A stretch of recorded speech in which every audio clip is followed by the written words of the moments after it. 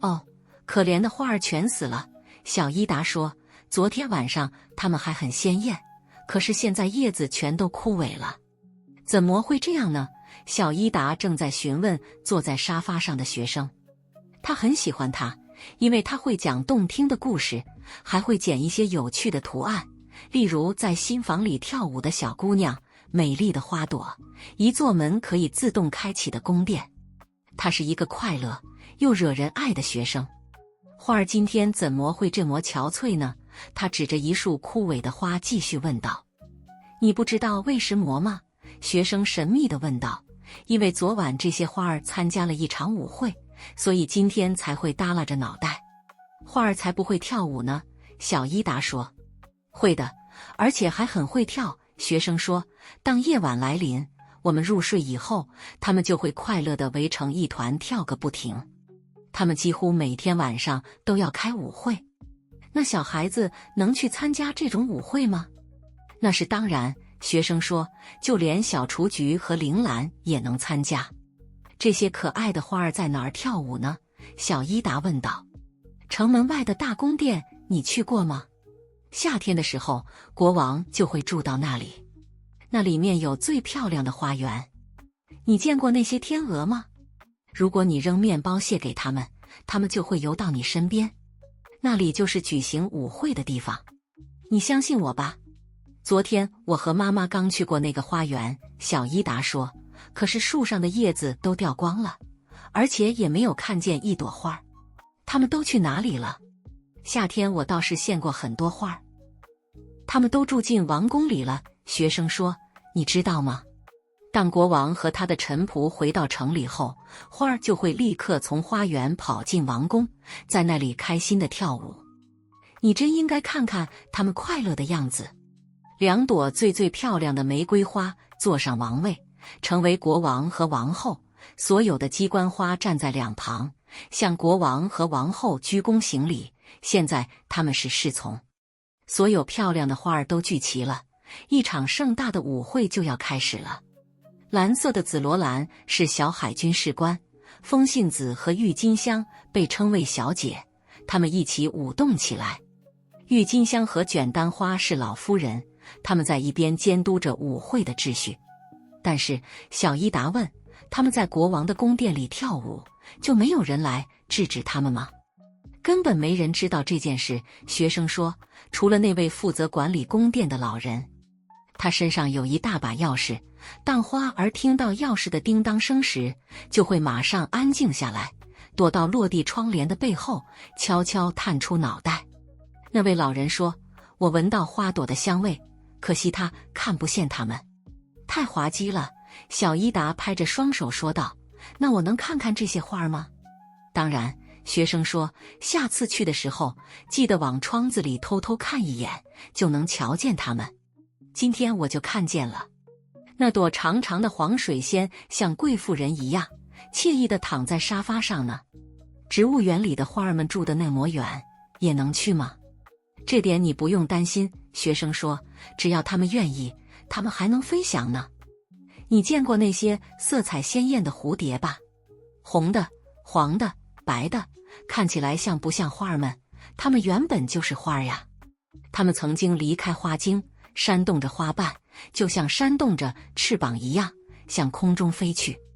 它们很有规矩，所以得到允许，即使在白天也可以自由飞翔，而不用死死地在花茎上待着。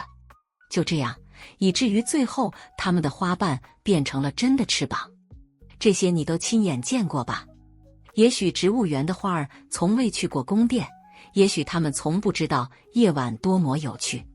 现在我教你一件事，保准会让住在附近的那位植物学家感到惊讶。你认识他，对吧？等你再去他的花园时，请你告诉其中一朵花儿，说宫殿里会举行盛大的舞会。这样一来，他就会转告给其他所有的花儿，他们会集体飞走。等到植物学家来到花园时，肯定会很惊讶，竟然一朵花儿也没有了。当然，他绝对猜不出花儿都去哪了。可是花儿又不会讲话，他们怎么互相转告呀？是呀，他们是不会，学生回答道。但是他们会做一些动作来表达他们的想法。你应该注意过吧？每当微风吹过，花儿就会点点头，花茎上的叶子也会不停摆动。这就是他们在谈话呢。植物学家懂这些吗？小伊达问。当然了。有一天早晨，当他进入花园时，正好看见一颗带刺的钱麻在跟红石竹交谈呢。钱麻摇动身上的叶子，说：“你真美丽，我很喜欢你。”不过，植物学家讨厌这种事情。他迅速在钱麻的叶子上拍了一下，因为叶子就像是钱麻的手指。但是这个动作反而伤害了自己，植物学家的手被刺得生疼。从此，他再不敢碰钱麻了。真滑稽！小伊达哈哈大笑起来，居然把这种荒谬的东西讲给小孩听。一位正好来做客的讨厌的枢密顾问生气地说道：“他讨厌这个学生，从他一见到学生剪的那些他认为很古怪的图案时，就开始讨厌他。那个学生曾经剪过一个被吊在绞刑架上的人，手里捧着一颗心，表明他曾是一个偷心贼，还捡过一个骑着扫帚飞行的老巫婆，她还把自己的丈夫搁在了鼻梁上。枢密顾问讨厌这种东西，因此常说刚才那种话，居然把这种荒谬的东西讲给小孩听，这全都是些愚蠢的幻想。但是小伊达却觉得学生讲的有关花儿的事很有趣，他久久地回味着这个故事。原来花儿低垂着脑袋，是因为他们开了通宵的舞会，很疲劳，自然就病倒了。于是他带着他们来到他的其他玩具那里。这些玩具被摆在一张漂亮的桌子上，而桌子抽屉里装满了他所有心爱的东西。玩偶床里正睡着他的玩具娃娃索菲亚。这时小伊达对他说道：“索菲亚，你得起来了，今晚你必须睡到抽屉里，因为花儿们都生病了，你看多可怜，让他们睡在你的床上吧，也许这样他们就会好起来。”于是他把索菲亚拿了起来。索菲亚一脸不高兴的样子，一句话也莫说。不能在自己的床上睡觉，他当然很生气了。小伊达把花儿放在了索菲亚的床上，还给他们盖好了小被子。他跟他们说，现在就好好的睡个觉吧，他要为他们亲自泡上一壶茶，好让他们尽快恢复，说不定明早就好了。他还把床帘拉上，以免阳光照射到他们的眼睛。一整夜，小伊达都在思考学生告诉他的事情，直到他准备上床睡觉时，还特意在窗帘后面看了看。窗子上整齐地排列着他母亲种的一些花儿，有风信子、郁金香，还有其他一些美丽的花儿。他对他们呢喃道：“我知道，今晚有一场盛大的舞会在等着你们。”但是花儿却装作一点也不懂的样子，因为没有一片叶子在摇动。不过小伊达的心里却清楚得很。他上床后很久无法入眠，他想，如果能亲眼目睹花儿们在宫殿里跳舞，那该有多美妙啊！我的花儿究竟参加过舞会吗？想着想着，他就进入了梦乡。半夜，小伊达醒了，他梦见了花儿，还有那个遭到枢密顾问责骂的学生。他说他总是把一些荒谬的东西灌输到他的脑子里。小伊达的睡房安静极了，灯还亮着，爸爸和妈妈也已经熟睡了。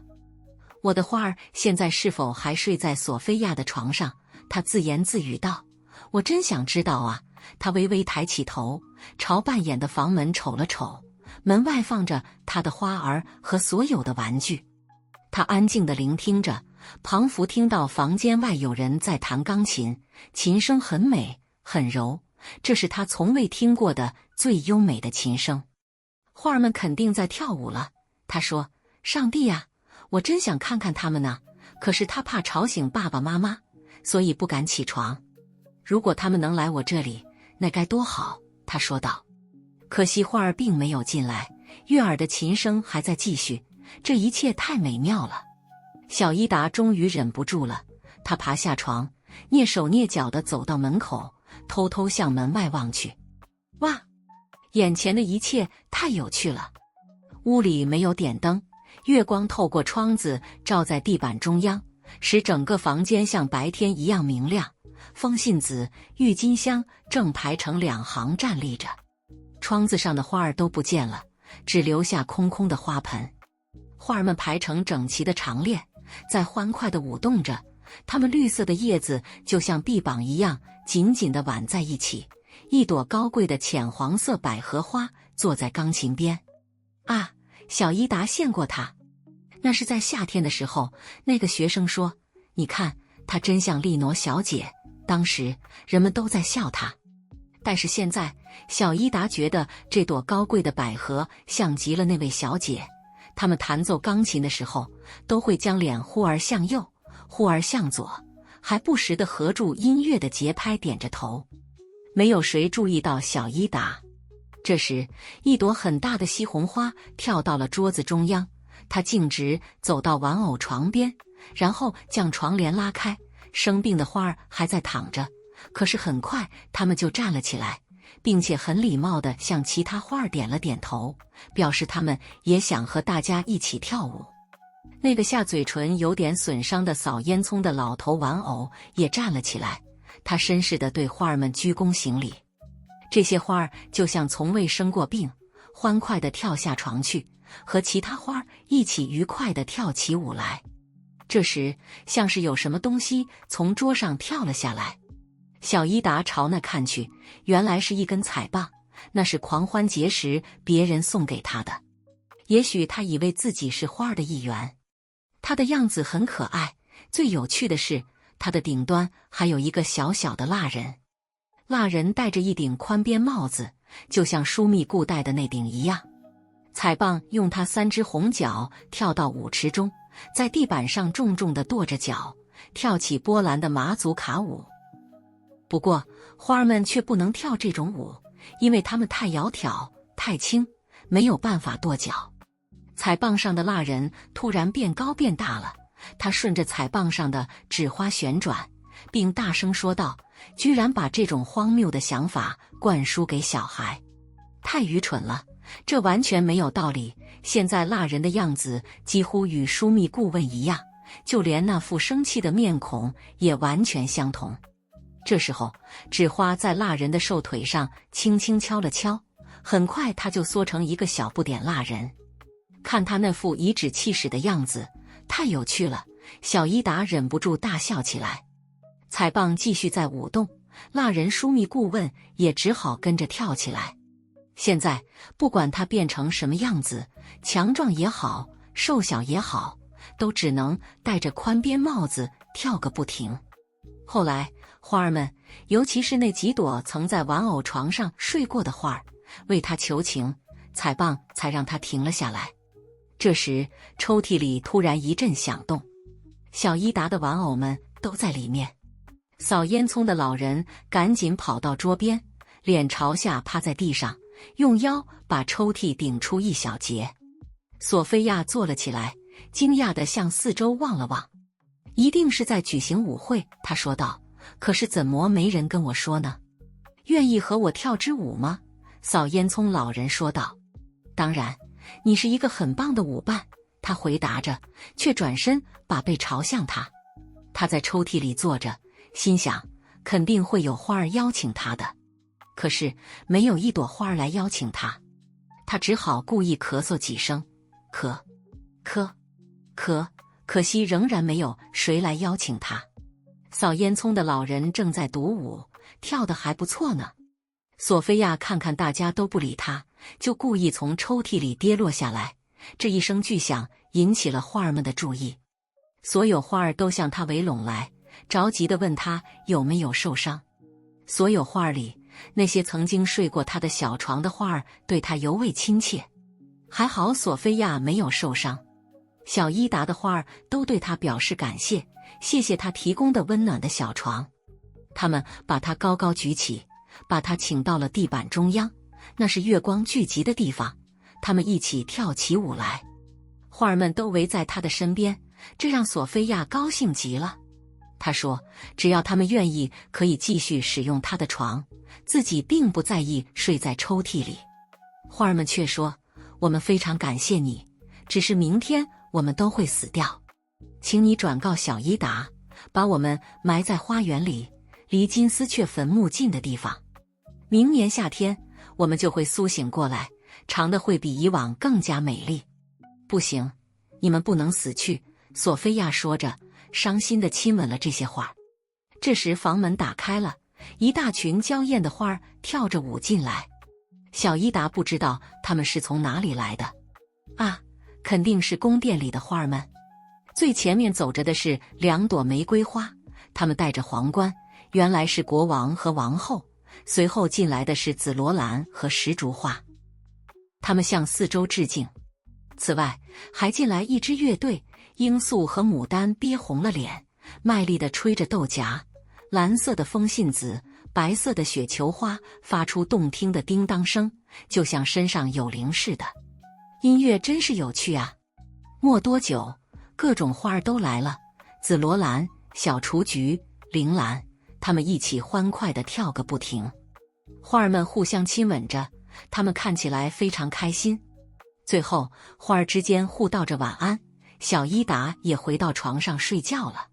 梦里，他又见到了刚刚发生的一切。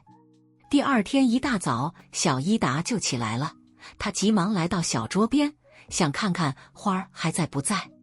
他把床帘拉到两边，看见花儿还在，但是显得比昨天更加憔悴了。索菲亚仍然躺在抽屉里，很疲倦的样子。还记得你应该转告我的话吗？小伊达问道。但是索菲亚呆呆的，一个字也没说。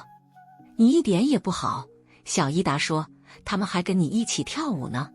接着，他拿出一个画着鸟儿的小纸盒子，打开后，把死掉的花儿全都放了进去。这个漂亮的棺材是给你们的，他说，一会儿挪威的表兄弟要来看我，我会请求他们和我一起把你们埋在花园里。明年夏天，你们会长成比往年更美的花朵。两个表兄弟活泼又健壮，他们分别叫约纳斯和亚多尔夫。他俩的父亲送给他们一人一张弓，他们还带来给小伊达看。小伊达把有关花儿的故事告诉他们，他们决定一起为死去的花儿举行葬礼。两个小男孩背着弓箭，在前面走着，小伊达捧着小纸盒子走在后面。他们在花园里挖出一个小坟墓，小伊达亲吻了纸盒子里的花儿，然后连同盒子一起埋在了土里。因为他们没有枪，也没有炮，约纳斯和亚多尔夫就向天空射了一箭，作为敬礼。